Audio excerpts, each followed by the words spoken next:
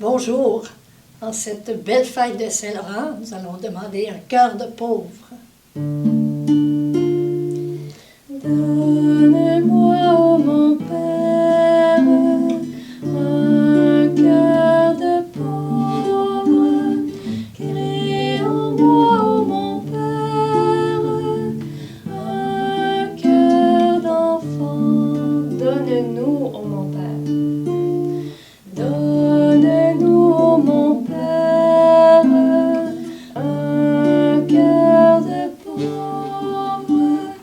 Crée en nous, ô mon Père, un cœur d'enfant.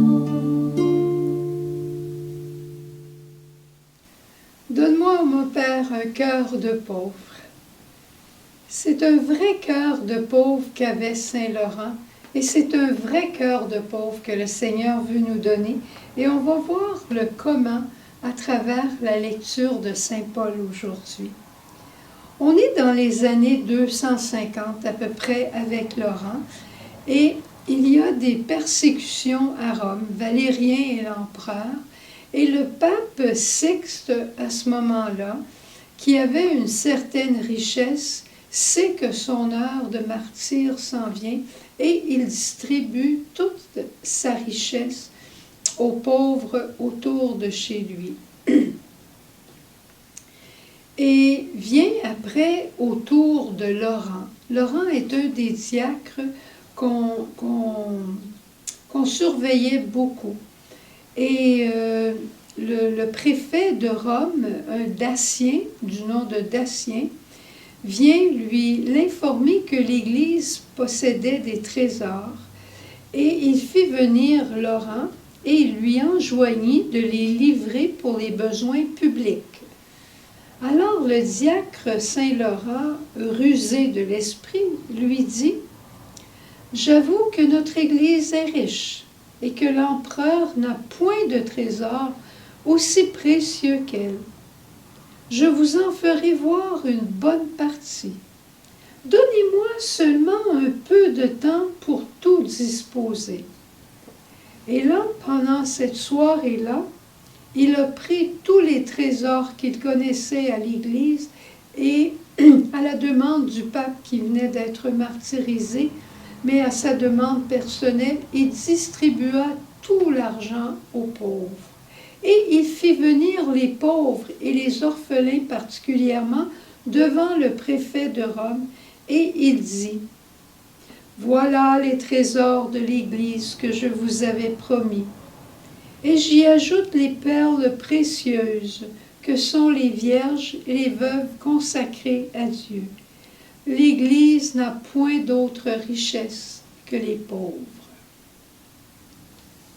Et l'histoire dit qu'à cette vue, le préfet est devenu en fureur. Il a fait torturer Laurent et après l'avoir torturé, dépouillé, il l'a mis sur un gril pour le brûler vif. C'est terrible, évidemment, mais Laurent était rempli de la sagesse de Dieu, la sagesse du cœur de pauvre. Et regarde, c'est pas ça qui va nous arriver à nous autres, mais regarde bien la lecture de Saint Paul aujourd'hui. Moi, là, je vais dire que ça m'est rentré directement au cœur, cette lecture-là. Paul dit « À semer trop peu, on récolte trop peu. À semer largement, on récolte largement. Que chacun donne comme il a décidé dans son cœur, sans regret et sans contrainte, car Dieu aime celui qui donne joyeusement. » Je vais te partager mon oraison de ce matin. À semer largement, on récolte largement. Ça, je pourrais te raconter des histoires très longtemps de ça. Plus on donne, plus on reçoit. Et plus Dieu nous confie ses biens, plus il nous les confie pour qu'on les partage avec les autres. Mais l'important, le secret est ici, que chacun donne comme il a décidé dans son cœur. dans son cœur, dans son âme, le lieu où habite Dieu. Avec notre tête, il faut s'en servir, mais notre tête va vite mettre des limites, des restrictions, des raisonnements trop humains. Mais au fond de notre cœur, c'est la voix de l'Esprit qui nous parle et qui dépasse parfois les bornes, mais nos bornes humaines. Et le Seigneur ne veut pas que nous donnions seulement notre superflu, mais il vient chercher de temps en temps le nécessaire pour qu'on puisse le partager à ceux qui ont moins que nous. Et ça nous en coûte. On ne donne pas pour être vu des hommes, parce que si on regarde ce que l'un donne par rapport à ce que l'autre donne, on sera très mauvais juge. On ne connaît pas ce que Dieu a demandé à un et ce que Dieu a demandé à l'autre. Peut-être qu'on va juste juger en disant « Mais cette personne-là est riche comme Crésus, comment ça se fait qu'elle ne donne pas plus? » Ça ne me regarde pas. L'important, c'est que chacun donne comme il a décidé dans son cœur. Parfois, on est en prière, parfois on est avec le Seigneur, et le Seigneur nous inspire de faire tel don, de faire tel partage. Puis on se dit, oh boy, mais c'est correct Seigneur, je vais le faire. Puis là, on avance un petit peu, puis on oublie de regarder Dieu, qui regarde vers lui resplendira. On oublie de le regarder, puis là, on se met à raisonner, puis on nous dit, ça n'a pas de bon sens, ça c'est un peu trop, je vais en donner trop. Je vais en donner un peu moins. Puis là, on se trompe. Je vais juste dire ça, puis je vais m'arrêter avec ça. Que chacun donne comme il a décidé dans son cœur. Avant de faire un don, considère ce que Dieu veut de toi. Parle-en avec le Seigneur, et ce qu'il te demandera, fais-le simplement. Je peux dire que l'autre jour, pour pouvoir accueillir quelqu'un, on est obligé de faire une dépense particulière. Et quelques heures après, quelqu'un est venu sonner à notre porte pour nous faire un don à 1,50 $ près de la facture de la première dépense et du don. Pas si mal. Un jour, j'étais à Montréal et on cherchait un manteau pour quelqu'un qui arrivait de notre pays qui n'avait pas de manteau d'hiver. J'ai cherché dans les friperies, j'ai cherché dans les Saint-Vincent-de-Paul. Il n'y avait rien de sa grandeur à cette dame. Alors, je suis allée simplement chez Pennington et j'ai trouvé ce dont j'avais besoin. Mais je venais de dépenser 100 $. Quand je suis arrivée chez moi, les petites sœurs m'ont dit « Suzanne, tu as une enveloppe sur ton bureau. » J'ai regardé l'enveloppe, quelqu'un que je ne connais pas, qui venait de me donner 100 $. Et j'étais excitée, j'étais heureuse, j'ai dit au Seigneur, merci de payer le manteau. Je rappelle la dame qui avait donné le 100 $, parce que sur son chèque, le numéro de téléphone était là. J'appelle la dame, elle dit, mais je ne l'ai pas donné pour que vous le donniez à un autre, je l'ai donné pour vous. Alors, ce que je vais faire, c'est que je vous envoie un autre chèque, encore une fois, de 100 $. Sème largement, tu récolteras largement. Et c'est ça un cœur de pauvre. Mais ce n'est pas par le montant qu'on peut calculer, mais par ce que le Seigneur nous met au cœur. Et ça ne vaut pas la peine, expérience faite, de tergiverser. Si le Seigneur demande 100 $, donne-lui pas 80 $, tu vas être en dette avec lui. Puis s'il te demande 100 $, et pas peur, il est prêt à te donner plus.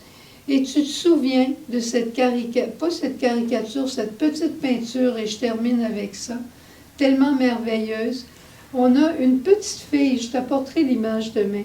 On a une petite fille avec un ourson, puis Jésus, lui, a une main derrière le dos, puis il tend à la petite fille sa main comme pour lui dire « Veux-tu me donner ton ourson? » Puis la petite fille, elle a un mouvement de recul comme pour dire « Mais non, je ne veux pas te donner mon ourson, je l'aime mon ourson. » Mais ce qu'elle ne voit pas, c'est que dans le dos de Jésus, il y a un énorme ourson.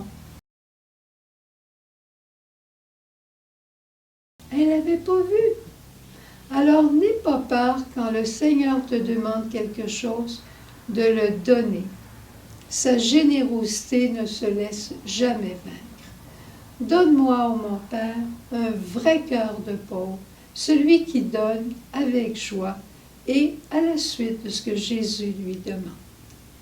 Allons voir Jésus pour lui en parler. Donne-moi, ô mon Père,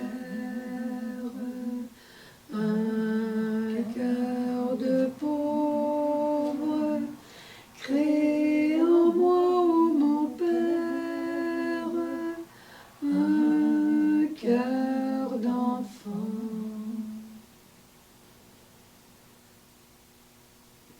Jésus, ton partage à toi a été de tout donner.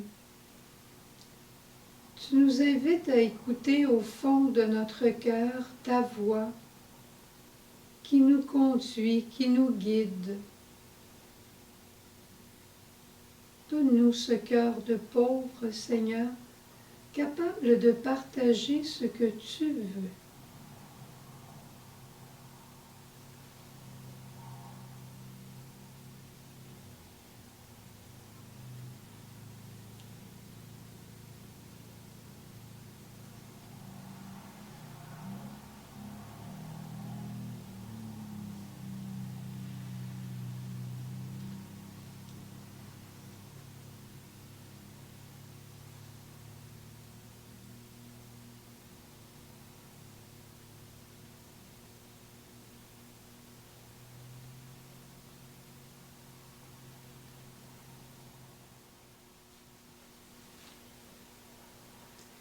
Et Marie, nous nous tournons vers toi, les bras ouverts, les mains vides, pour tout offrir et te demander aussi de nous rendre dociles à l'esprit, comme toi tu le fus et que tu l'es toujours.